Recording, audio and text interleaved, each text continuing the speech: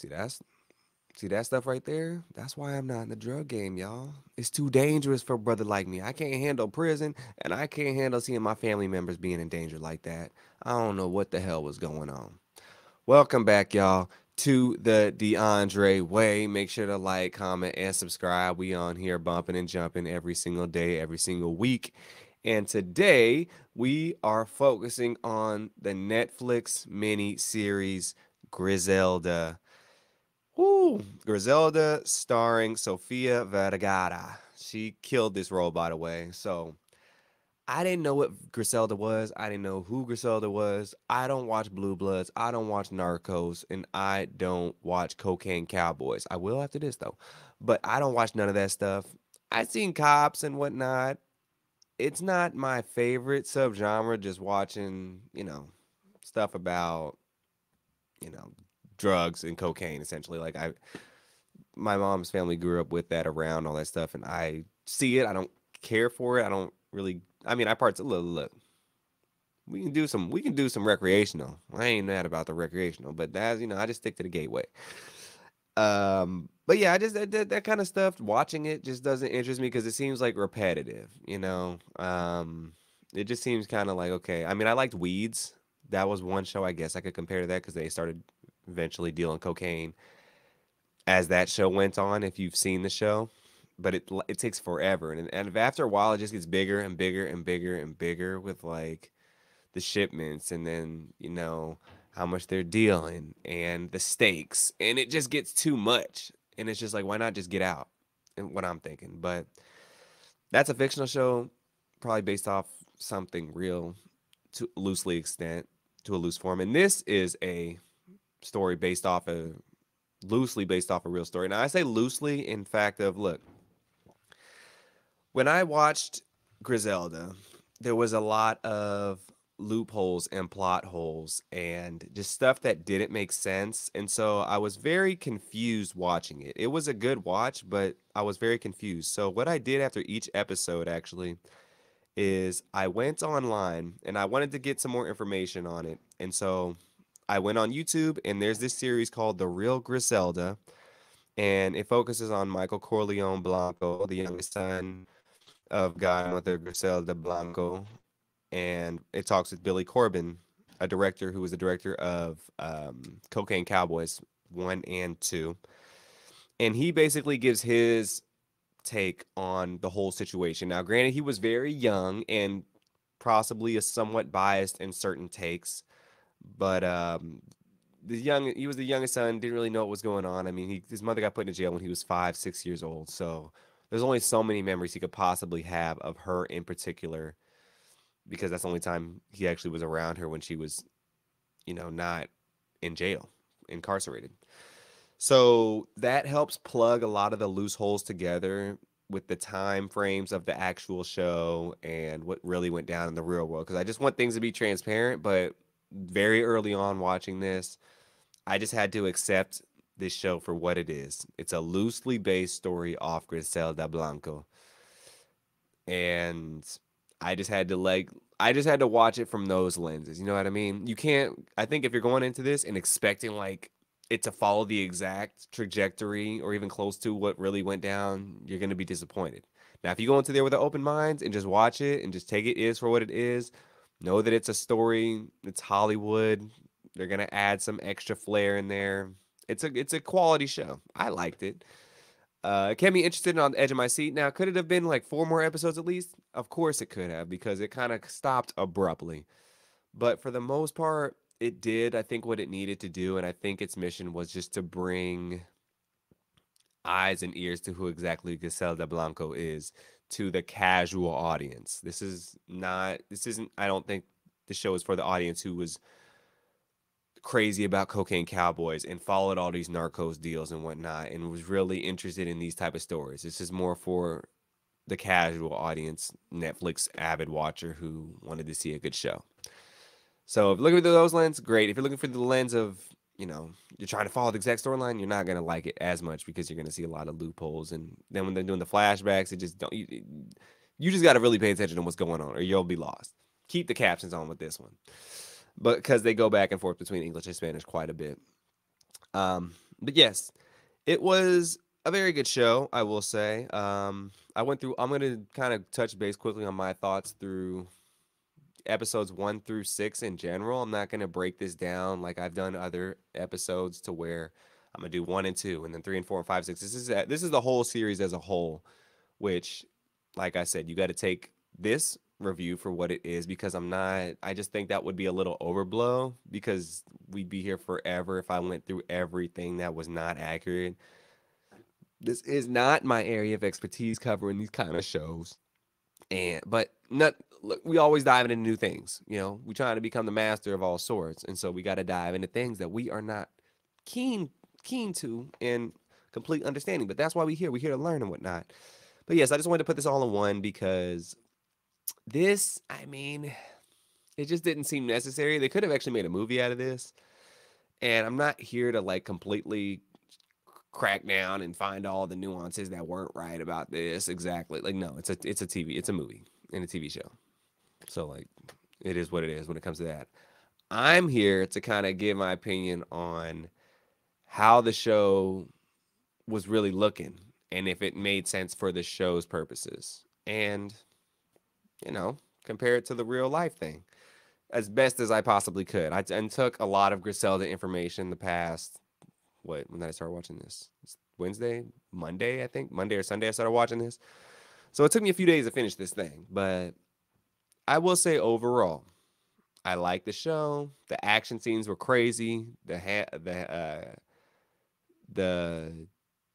plot was insane. The cliffhangers were out of this world. It was a lot to deal with and a lot to take in. And Sofia Vergara, she usually plays kind of more lighthearted comedic roles, Modern Family. I mean, the first movie I ever saw her was in Soul Plane, you know, uh, where she was playing like one of the, what do you call them on the planes with the people the flight attendant. She was playing a flight attendant that was like sexy, real sexy and funny, but she didn't speak English. She only spoke Spanish, which was hilarious. But she definitely did a good job. She killed it. They loved having the cigarette scenes in there for some reason. Like every single scene, I think she had a cigarette in her hand. She showed a wide range of emotions from happy to distraught to sad to insane to crazy to maniacal to depressed to sinister. Like every single kind of emotion she had to portray in this. Not too much happy going on here, but definitely she probably got pushed in this role more than any that she's probably done in the past. And so definitely it was nice to see her do that and whatnot. And get intertwined with it, really intertwined with this character and push out to the best of her abilities. And so we get started, episode 1, a lady comes to town. And they say that apparently Pablo Escobar was afraid of Griselda Blanco, and that's it. Now, Pablo was the king of the kings when it came to the cocaine. He was the king of the cocaine train. And if he's scared of her, that's saying something. I've heard of Pablo. We all heard of Pablo Escobar. Who hasn't? But Griselda Blanco, now she about to be a household name. Now, one thing that I noticed throughout the series before we get too deep into the first is glorifying drug trafficking is not my favorite thing. Now, look, I get it. This is back in the 60s, 70s. It takes place in the day. That's when it kind of became real popular because, I was waiting for people to make money. But it also destroyed a lot of families, a lot of communities, a lot of lives, and kind of brought a new evil to the state. I'll just say the United States, per se, because that's where I'm from. Um, you know, when it comes to the African American, like, look, I'm 1/4 Mexican, but people see I'm black. I'm a black dude. And when it comes to the black community and crack cocaine, it really ravaged the community bad. Like I think it hit that worse than before because the black community already back in the 60s, 70s didn't have a lot of money as is. And then when this came, it just tore families apart even more by having this other drug that really ran rampant on people's lives to where they had no control whatsoever. Especially that good stuff that's coming from South America. And so there was no major like black drug cartels and whatnot. There was no black folks involved in like the shipment orders and whatnot. When I say black, I mean like black Americans. There was maybe brown skinned South Americans that came and that was popping and whatnot. But no, not that to my knowledge. And if there is, leave them in the comments below. But it just destroyed the communities, especially, New York, uh, Kansas City, LA, Miami, of course, like everywhere. And it just really set that community back even more so than it already was before. It made it even harder. I mean, everyone, like you said, was using drugs and got addicted to them, including famous musicians such as Michael Jackson. Prince used it. The Temptations, that's how a couple of them died. Athletes, it was all over the place, and I can only imagine. Well, what would have been if this crack cocaine was not involved, and that was not a blockade to what the people was trying to do in their lives. Now, I'm sure it would got imported from somewhere else, if not from Colombia or Venezuela or some other countries in South America. I'm sure that would have happened, but who's to say? Who's to say? Who's to say?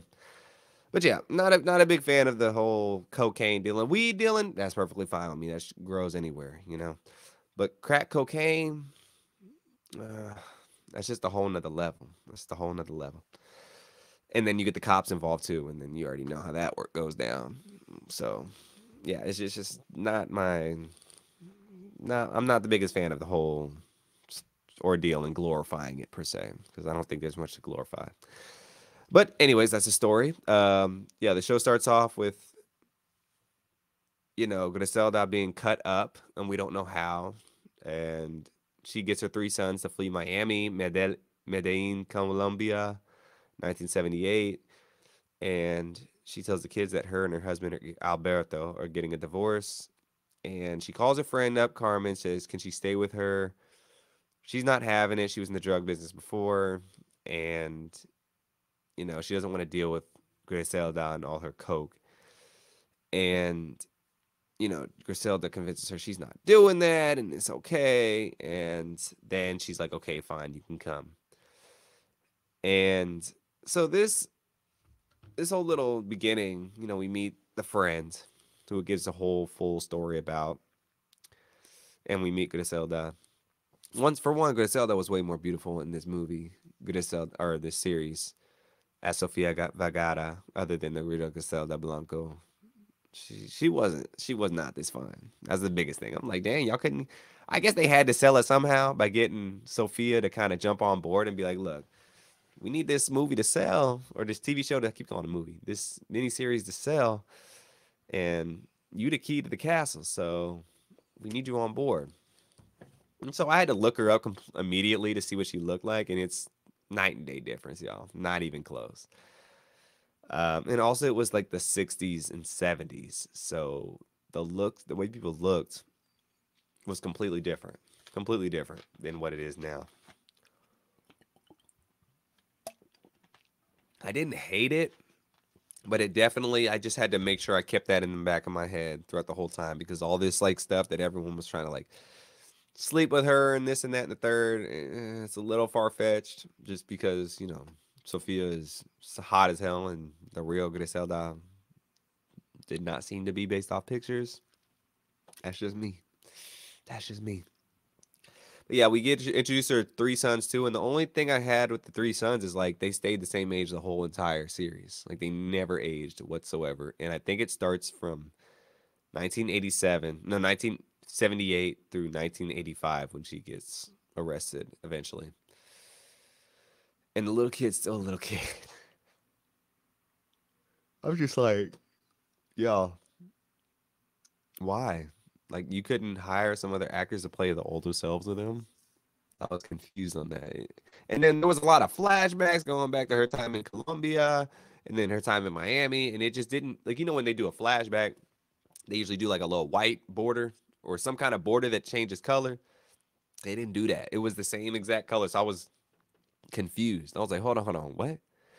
Because then we flash back and we see how she got eventually cut up and her reasons for going to Miami in the first place. Now, we're thinking like, oh, this is the first time in the States. She just got on a plane and went to Miami from Colombia.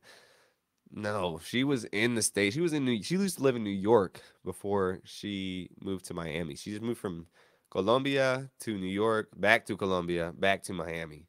And this was her second husband too at that. So there's a lot of things prior to this Miami coming to Miami where we miss. Like I said, they have a limited time to get through everything, but it's just nice to know a little bit more backstory content, and that was confusing. I've had to stop it a couple times. I'm like, hold on, where am I at again? So they kind of jump real quick and whatnot, and definitely it's on some other world settings going on right now. So if my friend hit me up about helping them out with the, holding them and their kids for drug dealing and whatnot, I'd look at them crazy too, like Carl. Because I ain't trying to get involved in the drug game and ain't trying to, you know, get caught up because the feds is watching all the time. Now, I know we had a quick hat change, y'all. I had to do it real quick just because I wasn't feeling it. And I was feeling it again. So, but yeah, caution for the quick looks on it. But anyways, yes, I wasn't. I don't blame her friend, her fictional friend. Now we don't know if Carmen is real or not, but the way your friend plays it was fine. I mean, it's understandable. She has a big growth in her arc too because she goes in the beginning not really wanting to mess around with Griselda and the drugs, but at the end of it, she turns around too and she's like, "Hey, I'm with it," but then she snitches on her. It's a I don't know, Carmen. She better still be under the CI or the what's it called? The protection witness protection program, because she risked it all. But yeah, she helps her out and whatnot and helps her in there, and then they have a lot of scenes in this club. I think I counted maybe 6, 7 sub club scenes. It looks lit. Now the costumes in the show, they definitely did a good job in the costumes. It did look 70s esque, and not all the music, most of the music though. Most of the music was 70s, not all of it. They should have played more Spanish music in the show though. I was like, where's all the Spanish music? They were just playing pop songs. So that was very confusing to me. I know they wasn't in there listening to Wham or listening not to Wham, listening to they were probably listening to Donna Summer. They weren't listening to some of the music that I heard. I'll just keep it at that. So that was a note. And then they have this like VIP section that people switch out. But at the beginning it was the mobs there, and then at the end it was like Griselda running the VIP, and it's like y'all could switch it up a little bit. It just seemed a little stagnant when it came to this club in the VIP section. Like I kept seeing the same thing again and again and again and again. I was just like, y'all, this is I don't know. It was just a little too repetitive for me in that sense.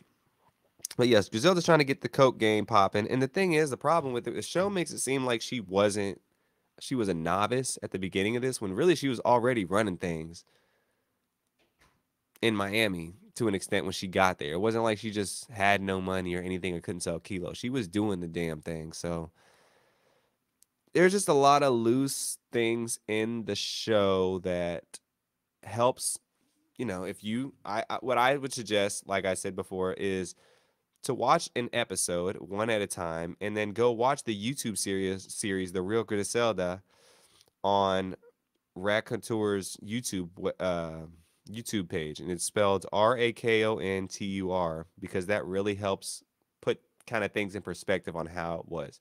Now, I take most things what Michael Corleone says and apply it, but I looked at other sources too, like Cocaine Cowboys.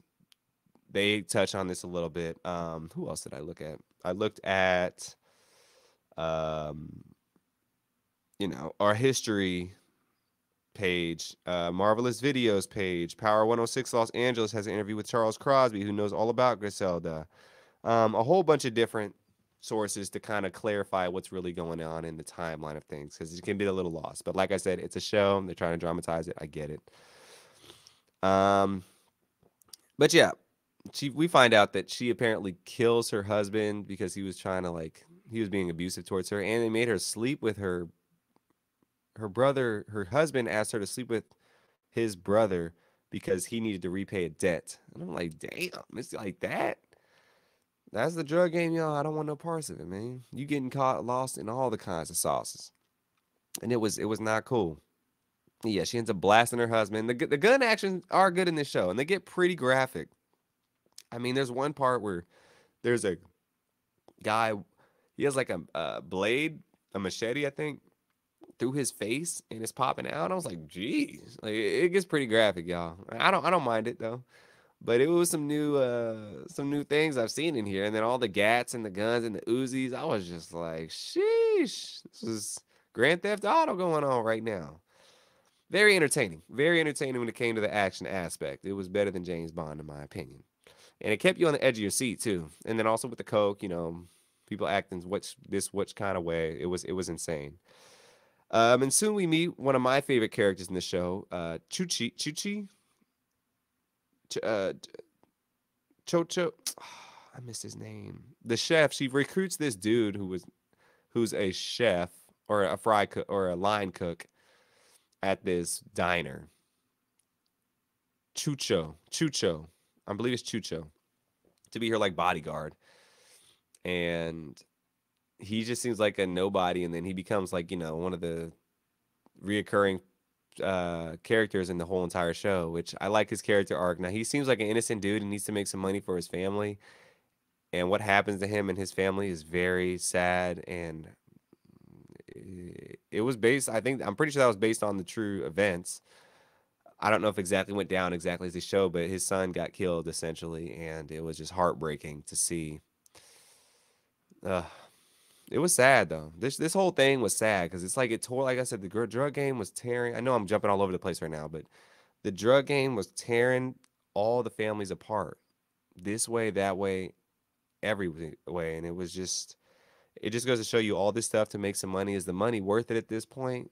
If everything that you built for your family is just going to shit when the going gets tough, I don't know if it's worth it. Not all money's good money, and I mean all this money wasn't good money. So it got you nice things. It got you a life of luxury. They were very rich, had beautiful houses, amazing amenities. But what's it worth if everyone you love and is dying right beside you every single day? So that's jumping ahead a little bit, but yeah, the first episode it was interesting. I mean, a lot of the main characters died that we meet initially in the first episode. The people that she comes across of. So I was like, oh, they're dead already. So they move it along pretty quickly when it comes to that. And there's quite like I said, a few flashbacks, and but it kind of confuses the casual audience unless you're really paying attention to see what's really going down, because they don't really show that it's a flashback. It just kind of just goes. And episode two starts with her husband's brother talking about how he was getting in it with her, and now how she was a whore and a former prostitute. So her brother, I think Fernando, I think that's it, believe that's his name, um, the one that slept with Griselda, because his brother had a debt to pay back to him. And so then episode two, we meet all these chicks, these bodacious Colombian females who come on, and they're imported. Now, some of them look like, I would know they was not looking that bodacious back in the day. I know they thick with it in Colombia, and they got it going on, but that definitely looks like some 2023 implants going on. But I didn't mind seeing it. Um, but yeah, they're dealing coke as well. They're the new dealers per se, and she's running the rig inside a motel. And she says she's on track to do 3 million a year in her territory. That's not too bad. That's a whole contract. I ain't mad at it. NFL contract, NBA contract. And, the girls, what they eventually do is they're the ones, going all these places, dealing the coke, reporting back Griselda.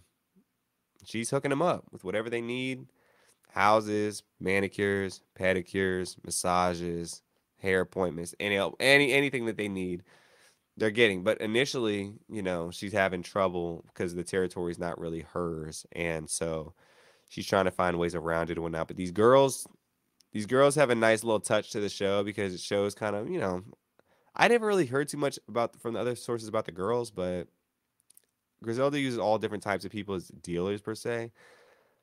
But the women, I mean, I'm sure that she did use them too because they have a different tactic on able to sell it. And they were eventually their big plan breakthrough was to give like a little bit away for free, and then that's what made people want actually to come purchase it, which is actually a brilliant plan. Because if you give free samples out to where it's something, say like a free sample of a smoothie, and people love it, they're gonna buy it instead of just charging for it where they never want to buy it and make that investment before they get a taste of it. So that's a brilliant idea. I might have to steal that for some of the things that I'm doing per se. I don't know how I'm gonna use that with what I'm doing, but you get my point. It was a brilliant. Maybe I'll give people free membership for a month, and then if they want to keep it, they can keep going. We'll see. That might, if I can do that on here, I will do it. Um, but yes, the story. This is when it gets a little confusing because it fast forwards and then rewinds like in time to where it's getting a little combobulated in my head. But it just seems rushed in episode 2. And yes, she's trying to get the deals that go for her to deal for her to take over a big portion of Miami and territory. It doesn't work out, and she's going through these mob bosses and whatnot. And then she comes with the idea as well to like sell to the rich white people. Well, who else were you selling to beforehand? The broke people? I mean, Coke ain't cheap. There's only a certain demographic that can afford that thing. You know what I'm saying? So, I mean, look, it's the way they introduce it, like I said, it's for a novice, I feel like, that hasn't watched the other shows. And so it's basically introducing everything as brand new, which I understand and I appreciate as well, being someone who didn't watch the other shows. I know how this stuff works, but I don't know how the other shows connect with this one. But this helps get you to start at video game settings, per se. I didn't hate it. Um, yeah, I mean, Coke, you got to sell to the rich folk. You got to, especially if you get that good product. But she's selling better product for lower prices. So I'm not the mathematician when it comes to know how much a gram costs, an ounce, a kilo. I don't know that math, y'all. And I'm not here to give it neither. You got to go to someone else's page for that. But it tells you what's going on pretty much. And so they have this party soon, and it looks like every you people are partying on this show as well. Like there's no tomorrow. I mean, people doing lines off of elbows, off of noses, off of tongues, off of asses, off of everything.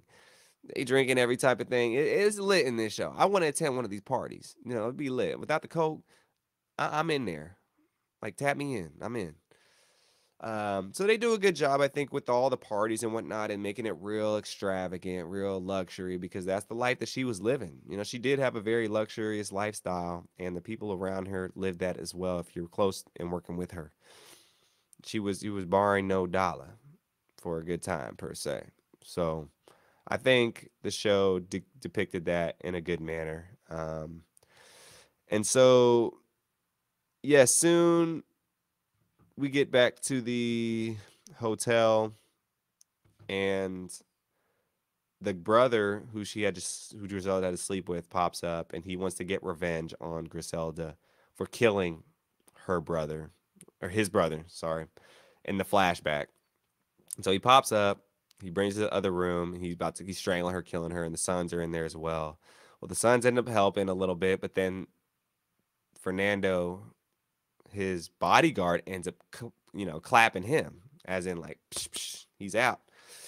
And yeah, he saves her, and this is her new boo thing because he did this solid, and he saved her life. Now I don't know if this is exactly how it went down. Like I said, I keep saying that, which is making this review a little wishy-washy, but that's what went down on the show.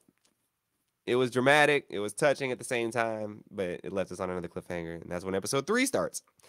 And episode 3 was Mutiny, and the very big first thing we see is this tennis player getting beat up on by a wooden racket, like bloodied up to the whole maximum. I'm like, there's no way a wooden racket doing all that. Come on now, coach. You just gonna sit there and take it too?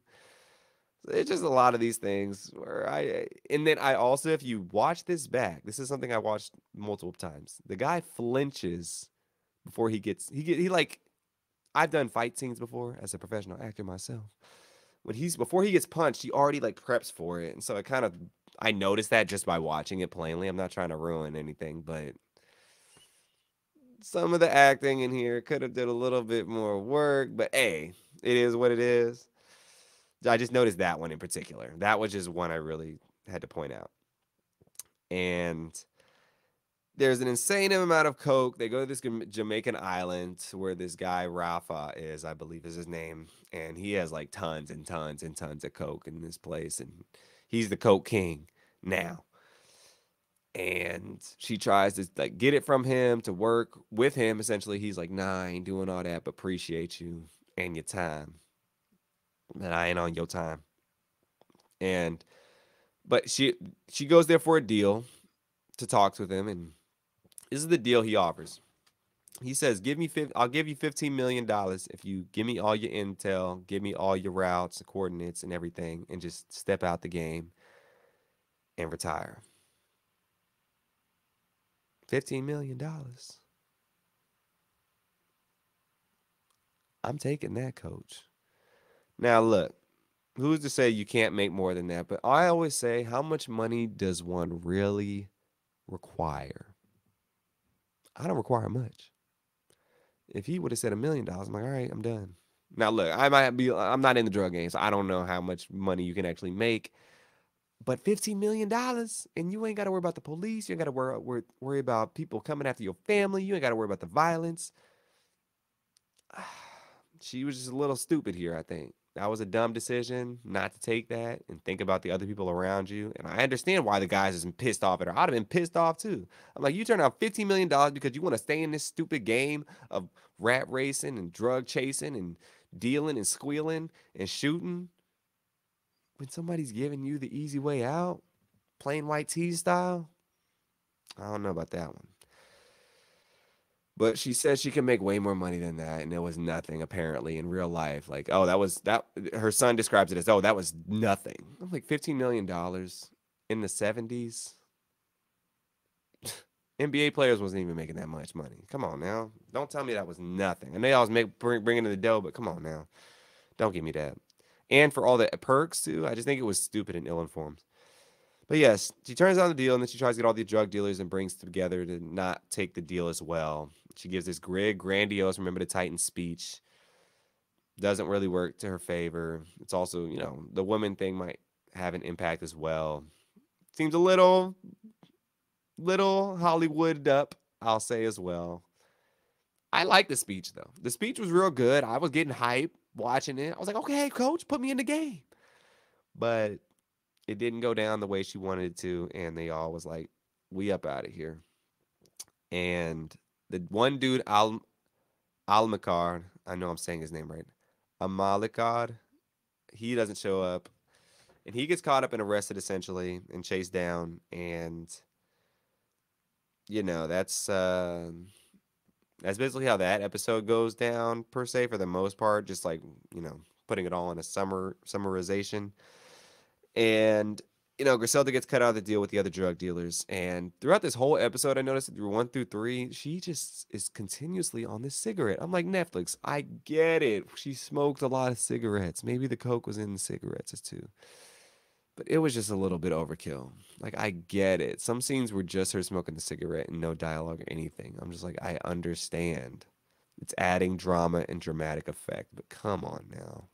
It's just a little overkill with the cigarettes. We get it.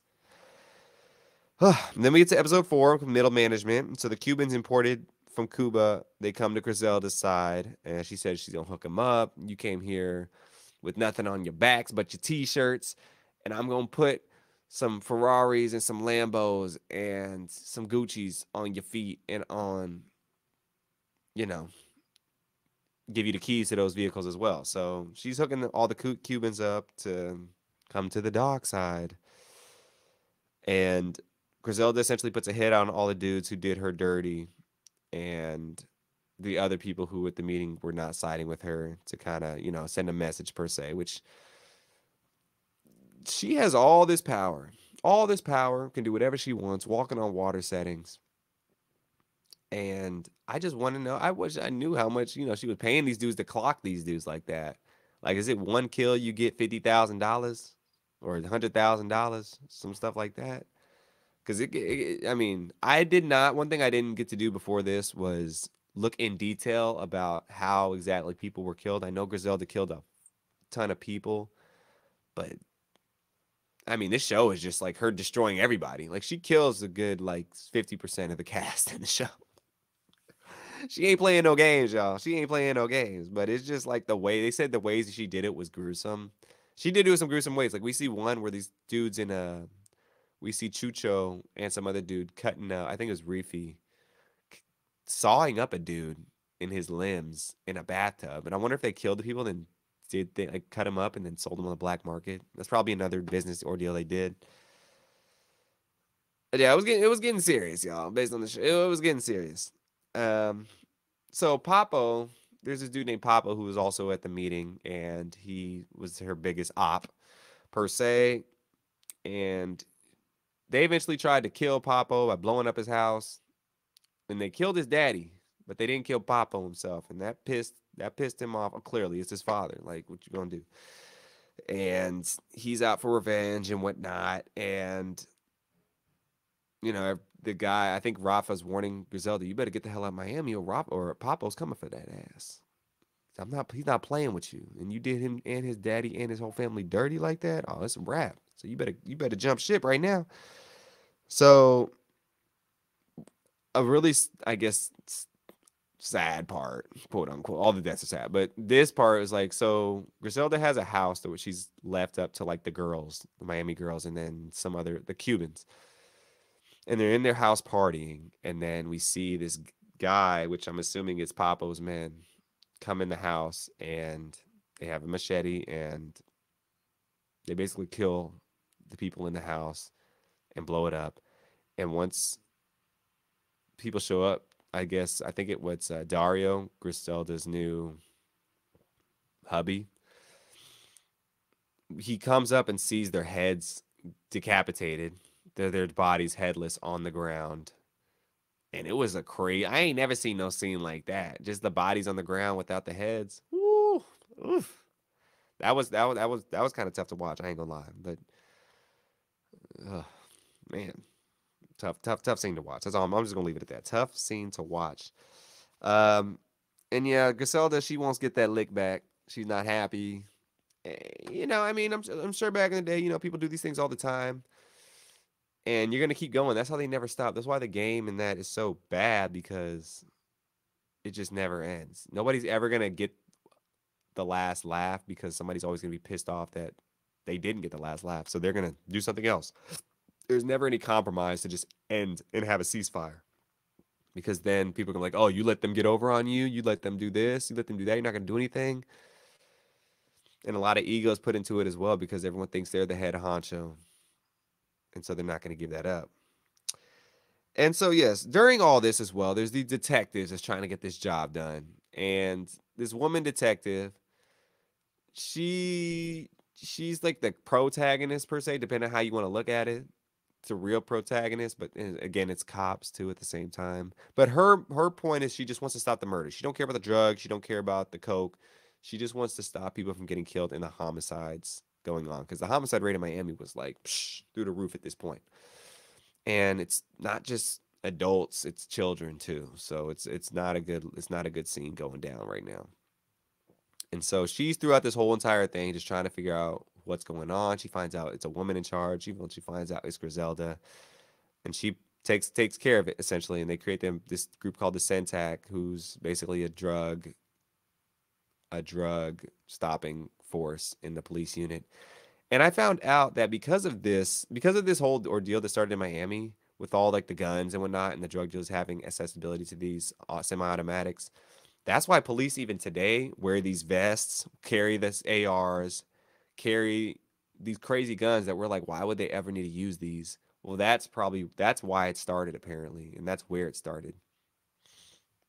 And they have the dogs with them too, so it's like that's interesting to know that the stuff like there and that I don't want to say little instance, but that instance blew up to everywhere in the country, and that's why you see the cops with these crazy weapons to where it's like, is that necessary?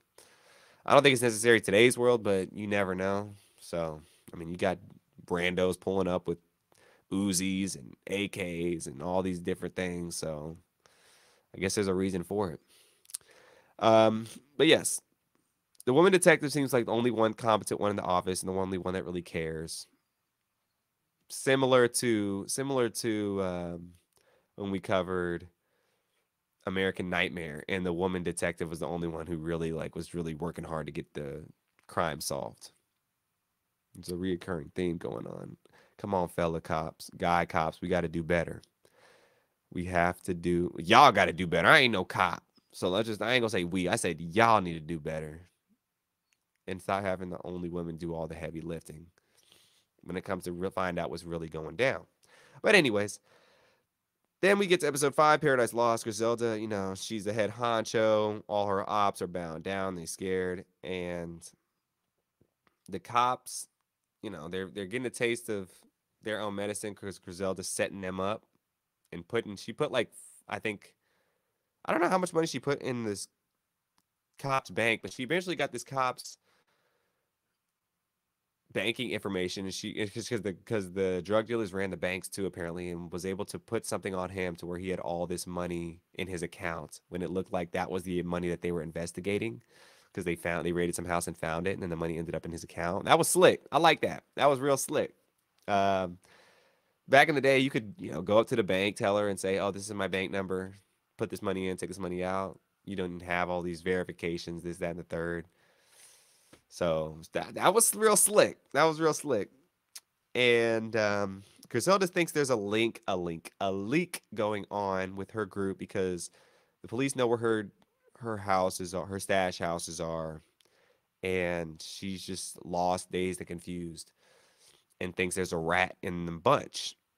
And the cops' plan is to trick Griselda thinking that there is a rat in the bunch, and really there isn't. They're just using their previous research and intel to know exactly which houses, that there are houses in general that Griselda has. So they play in mind games back and forth. Cops typically play mind games and whatnot. This is an advanced level mind game, but it was very interesting to see this chess match going on. Um, like I said, if you didn't want, I'll keep repeating this. If you didn't watch Cocaine Cowboys, that would help with a lot of the backstory and build up for this one, with some of the characters, and also guys how the police works as well too, because obviously we get their point of view. But they was being real. They was slick with it. They was real slick with it in this show.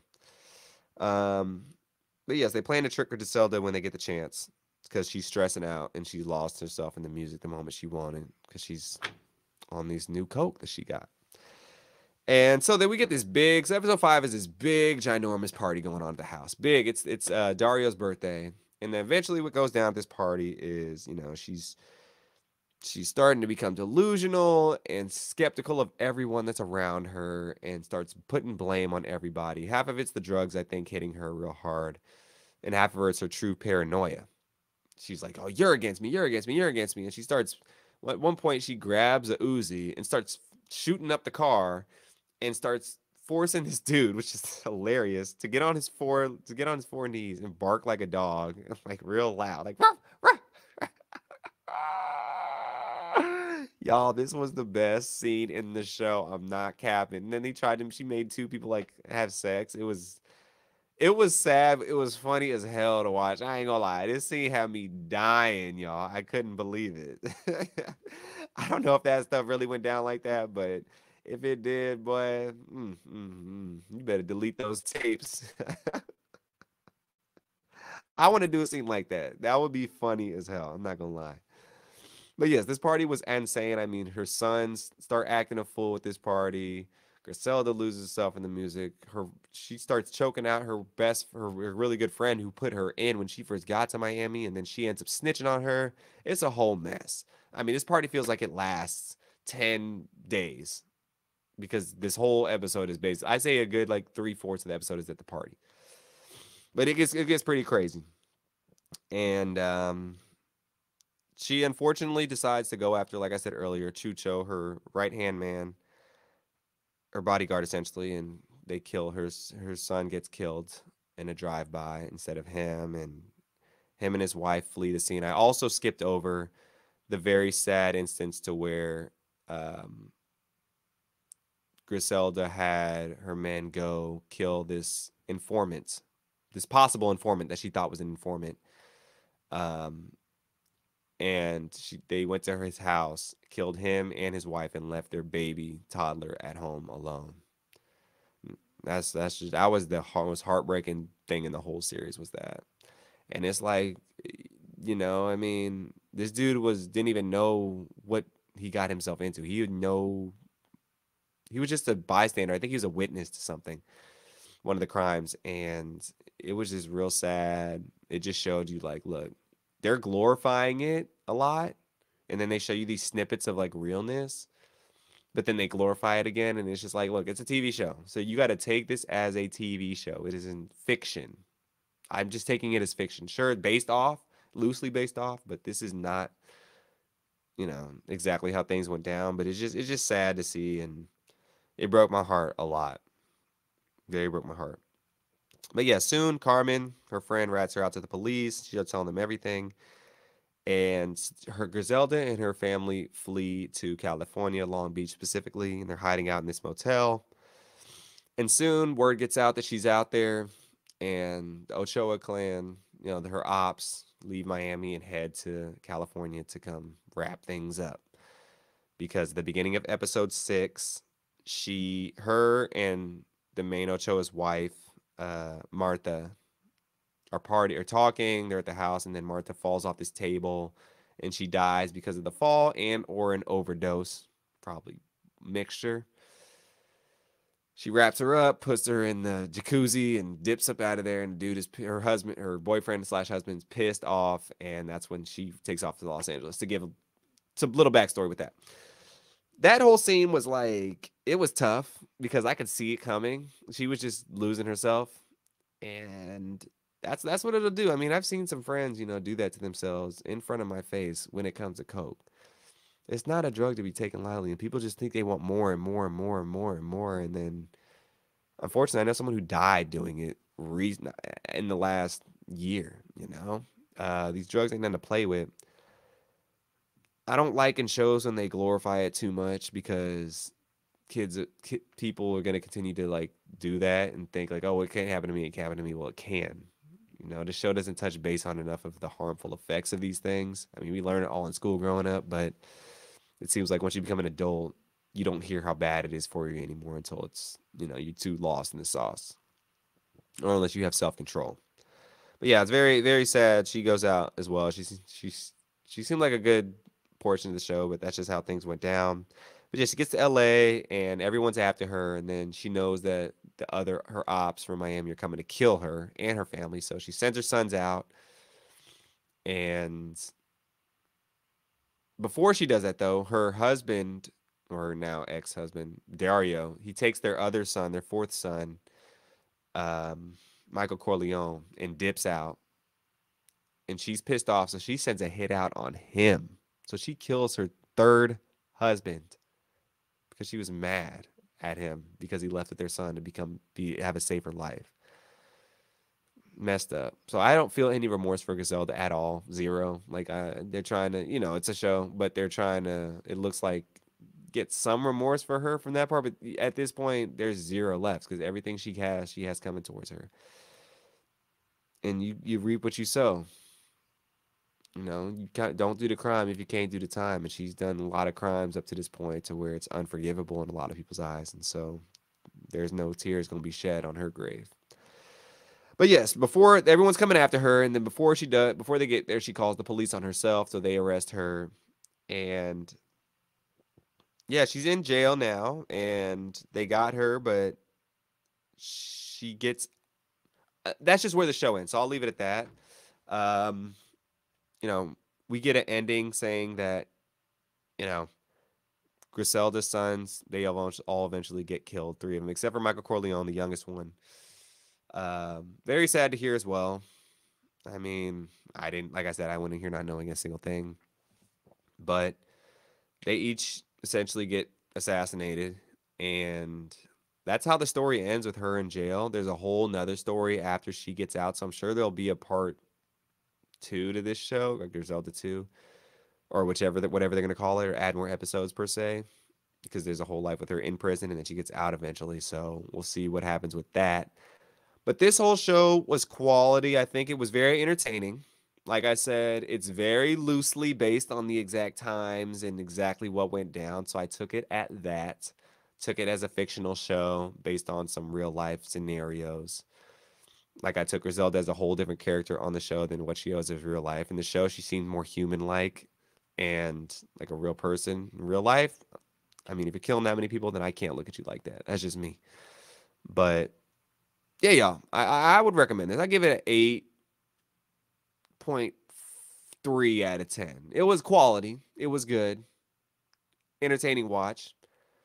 But just comparison to the real story would happen. I wish they kind of kept it more close to that, but beggars can't be choosers. It's a show, it's Hollywood, Netflix. It is what it is. But yeah, y'all, that's my take on Griselda. Check it out. I think it'll be worth your time. And yeah, till the next one, y'all. We up out of here. Appreciate y'all joining me at the DeAndre Way. We out of here. Peace, blessings, and have a wonderful rest of your day.